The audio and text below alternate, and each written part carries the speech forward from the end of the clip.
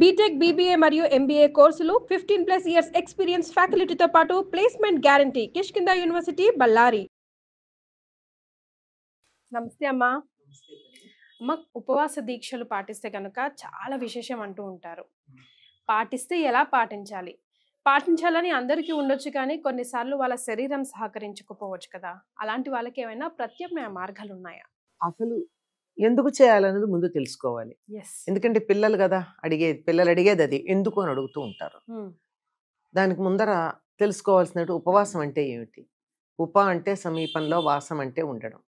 ఉపవాసం అంటే సమీపంలో ఉండడం. దేనికి? దైవానికి సమీపంలో ఉండడం. దానికోసం ఉపవాసం చేస్తాం. ఉపవాసం చేస్తే దైవానికి సమీపంలో ఎలా ఉన్నట్టమ్మా? అది అందుకు ఇప్పుడు మనం సాధారణంగా ఏకాదశో, శివరాత్రో, వైకుంఠ ఏకాదశో ఏదో ఉపవాసం అంటాం. ఉపవాసం అంటే అన్నం తినకుండా ఉంటే ఉపవాసం అవుతుందా? అన్నం తినకుండా ఇల్లు సర్దుకుంటూను ఇంకో పని చేసుకుంటూ అనుకుంటే అది లంఘనం అవుతుంది. ఉపవాసం కాదు. ఉపవాసం అంటే వీలైనంత వరకు మనం ఏ దైవాన్ని తలుచుకుంటూ ఉన్నామో, ఏ దైవాన్ని ఆ రోజు ఆరాధించాలనుకుంటున్నామో ఆ దైవానికి సమీపంగా ఉండేటటువంటి ప్రయత్నం. అంటే అది చేసేటప్పుడు ఏం జరుగుతుంది? నిత్యకృత్యంగా వంట చేసుకోవడం, తినడం, అరిగించుకోవడం, కడుక్కోవడం, ఈ పనులకు చాలా సమయం పోతుంది. ఇదంతా మానేసి అది కూడా దైవధ్యానంలో గడపడానికి వీలుగా. పైగా ఇది ఒకటే కాకుండా ఇంకొక విశేషం ఏమిటంటే, మనం కడుపు నిండా భోజనం చేసి కూర్చున్నట్టయితే నిద్ర వస్తుంది. చక్కగా ధ్యానం అని పేరు పెట్టి నిద్రపోతాం. అట్లా కాకుండా ఉండాలి అంటే పొట్టకి బరువు ఉండకూడదు.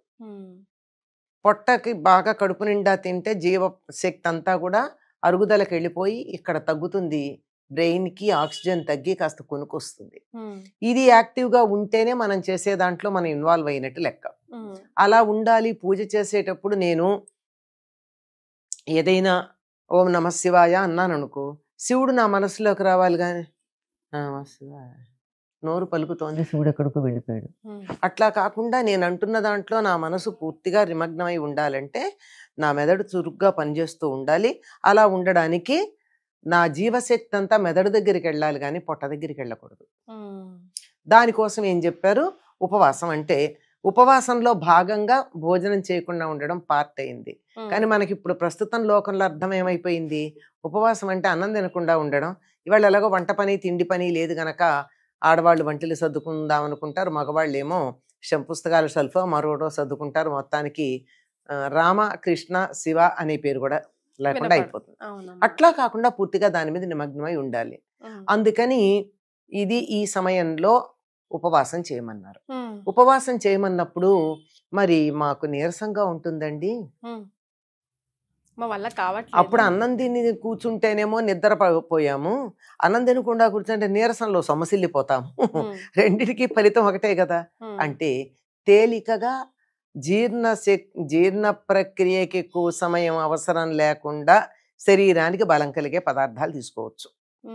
అంటే నిత్యం తీసుకునేవి కాకుండా పాలు, పళ్ళు, పళ్ళ రసాలు ఇట్లాంటివి తీసుకుంటే మనకి మెదడు చురుగ్గా ఉంటుంది, శరీరానికి బలంగా ఉంటుంది, మనం చేసే దాని మీద మనసు చక్కగా కేంద్రీకరించడానికి వీలవుతుంది. ఇదమ్మా ఉపవాసం చేసేటటువంటి పద్ధతి. దీనికి కార్తీక మాసానికి ఉపవాసాలకి సంబంధం ఏమిటి? కార్తీక మాసం అంటే ఏమిటి? హరిహరులకు ప్రీతిపాత్రం గనక వారి గురించినటువంటి ధ్యానాలు, పూజలు, అభిషేకాలు, విష్ణు సహస్రనామాలు ఇత్యాదులు చేస్తూ సమయం ఎక్కువ దానికి గడిపినట్టయితే బాగుంటుంది అని. మరి ఈ కాలంలోనే ఎందుకుంది? ప్రకృతి ఎప్పుడు కూడా మనకి చాలా దగ్గరగా సహకరిస్తూ ఉంటుందమ్మా. ప్రకృతే దైవం అసలు గట్టిగా చెప్పాలంటే. ఎందుకు అంటే ఈ సమయంలోనే ఎక్కువ ఉపవాసాలు చేయడానికి అనుకూలమైన సమయం. ఎందుకంటే ఇది చలికాలం, పగలు చిన్నది ఉంటుంది, రాత్రి పెద్దదిగా ఉంటుంది. ఈ సమయంలో భూమి సూర్యుడికి దూరంగా ఉంటుంది. సూర్యుడు ప్రసరించకుండా ఉంటే తిన్న ఆహారం అరగడం కష్టం. అన్నం అరగడానికి సూర్యరశ్మి కావాలి. పూర్వకాలం సూర్యుడు కనపడకపోతే భోంచేసేవాళ్ళు కాదమ్మా. కనపడకుండా ఉండదు కదమ్మా. బాగా మబ్బు పట్టి తుఫాన్లు అవి వస్తే ఎదురు చూసేవారు. అప్పుడు సూర్యుడికి దండం పెట్టుకుంటే గానీ భోంచేయని వాళ్ళు నాకు తెలుసు. దాన్ని దుర్దినం అంటారు, సూర్య దర్శనం లేని రోజు. అలాగే వాళ్ళు ఎవరైతే ఈ నియమం ఉందో వాళ్ళు సూర్యాస్తమైన తర్వాత తినేవాళ్ళు కాదు, సూర్యోదయానికన్నా ముందు తినేవాళ్ళు కాదు. అందుకు తిన్నది అరిగి జీర్ణకోశ సంబంధమైన వ్యాధులు ఏవి వచ్చేవి కాదు వాళ్ళకి. ఆరోగ్యం భాస్కరాది ఇచ్చేతని చెప్పారు. సూర్యుడి వల్లే మనకు ఆరోగ్యం వస్తుంది. కనుక పగలు తక్కువ ఉంటుంది గనక తిన్న ఆహారం అరగటం కన్నా కొవ్వుగా మారి రక్తంలో శక్తిగా పరిణమించి రక్తంలో కలవడం కన్నా కొవ్వుగా మారి ఇక్కడ అక్కడ పేరుకుపోతూ ఉంటుంది ఈ కాలంలో ఎక్కువ తింటే. నిజానికి ఎక్కువ తినాలనిపిస్తుంది కూడా. చలిగా ఉంటే కొంచెం కారం కారంగా వేడి వేడిగా ఇంకొక ముద్ద ఎక్కువ తినాలన్న కోరిక కూడా అనిపిస్తుంది. నిజంగా బాగా పిల్లలైతే బాగా తింటారు కూడా, మీరు గమనించినట్టు వేసంకాలం కన్నా వాళ్ళకి పెట్టచ్చు. పెద్దవాళ్ళకి విషయం ఇవన్నీ. వాటర్ కూడా తక్కువ ఇంటేక్ ఉంటుంది కాబట్టి సాలిడ్స్ ఎక్కువ తినగలుగుతారు. తర్వాత అందుకని తినాలని జిహ్వచాపల్యం ఉండి తినాలని అనిపిస్తూ ఉంటుంది గనక కొంచెం తగ్గించమని చెప్తారు. ఒక నియమం తగ్గించమన్నారు తప్ప పూర్తిగా కటిక ఉపవాసం ఉండమని చెప్పలేదమ్మా, అస్సలు లేదు. ఇలా ఉండడం వల్ల ఆరోగ్యానికి చాలా మంచిది.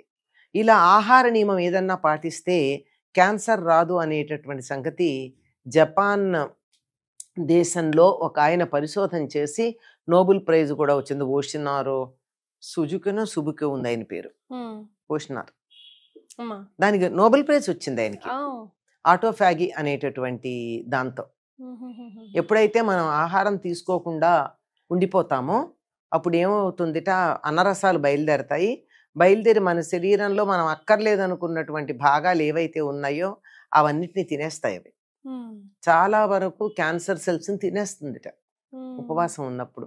అందుకే క్యాన్సర్ పేషెంట్స్కి పొరపాటున కూడా చక్కెర పెట్టద్దంటారు.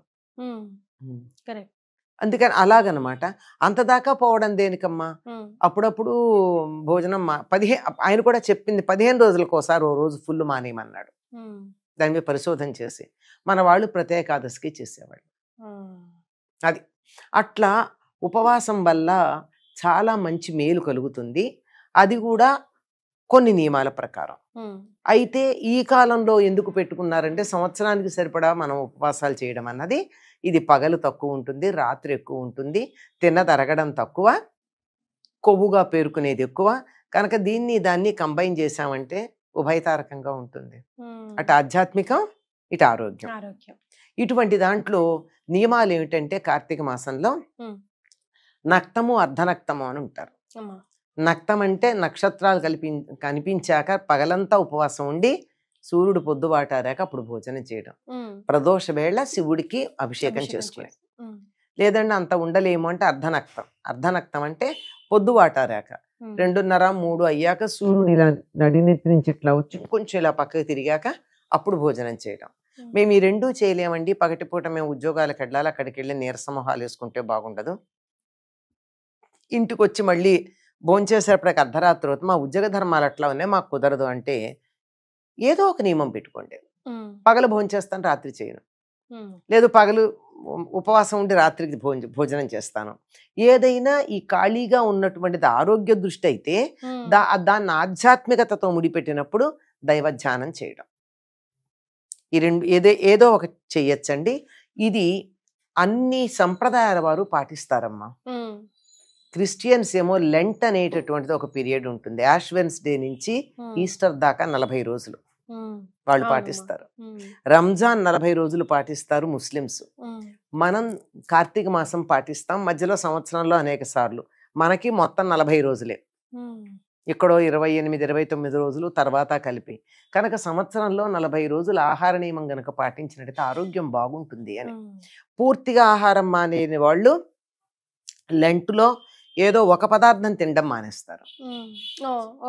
అది కూడా చేయొచ్చు. నేను ఈ 40 లెంట్లో నేను స్వీట్ తినను, లెంట్లో నాకు ఇష్టమైనటువంటి ఫలానా కూర తినను, లెంట్లో సాధారణంగా నాన్ వెజిటేరియన్స్ ఉంటారు కనుక నేను ఎగ్ తినను, లేదా నేను చికెన్ తినను, లేదా ఫలానా ఒక్క పదార్థం తినను ఈ నెల అని, ఈ 40 రోజులు అని. అలాంటి నియమం పాటించడం కూడా ఏదో ఒక నియమం, నాలికను అదుపులో పెట్టుకోవడం, ఇది అద్భుతం. అయితే మన సంప్రదాయంలో ఉన్న ఒక విశేషం ఏమిటంటే ఉపవాసం అంటే వివరాలు చెప్పి పాటించటం ప్రయోజనం చెప్పారు కానీ ఎవరెవరు ఉపవాసాలు చెయ్యకూడదో చెప్పారు. బాలింతలు, గర్భవతులు, దీర్ఘరోగం వచ్చి తగ్గిన వాళ్ళు, రోగులు, పసిపిల్లలు, చదువుకునే వాళ్ళు, విద్యార్థులు, తర్వాత కాయ కష్టం చేసుకుని బతికేవాళ్ళు, వీళ్ళు ఉపవాసం చెయ్యకూడదు అని చెప్పింది శాస్త్రం. ఎంత కన్సిడరేషన్ అమ్మా. ఆబాల గోపాలం చెయ్యాలి, ఇవాళ మా ఇంట్లో పొయ్యి ముట్టించాం 5 ఏళ్ల పిల్లాడు కూడా ఉపవాసం ఉంటాడని చెప్పడం మన పద్ధతి కాదు. సో మనమే డిసైడ్ చేసుకోవాలి. అయినా మనది ఏది చేసినా ఎంత చూసినా లాస్ట్కి వచ్చేది మన ఆరోగ్యం గురించి అమ్మా. దానికి ఆధ్యాత్మిక జోడిస్తే ఒక భక్తి శ్రద్ధతో భయంతో ఇప్పుడు ఆరోగ్యాన్ని ఆధ్యాత్మికతతో ముడిపెట్టడం వల్ల శారీరక మానసిక ఆరోగ్యాలు బాగుపడతాయి. ఆధ్యాత్మికత వల్ల మానసిక ఆరోగ్యం. మనం ఏమంటున్నాము, ఈ జనరేషన్ కి వచ్చాక అదంతా మూఢనమ్మకం అని చెప్పేసి ఏది చేయకూడదు అవే చేసేసి మన ఆరోగ్యాలు ఏమైంది. నేను బానే ఉన్నాగా, నువ్వు వద్దన్న తిన్నా, 3 పూట్లా తిన్నా, బానే ఉన్నా కదా, ఒక్క పూట్లో కాదు కదా లెక్క. మరి దీర్ఘకాలికంగా that's all because of your body and your life style కదమ్మా. అంతే. భలేగా చెప్పారమ్మా, ధన్యవాదాలు. నమస్తే అమ్మా.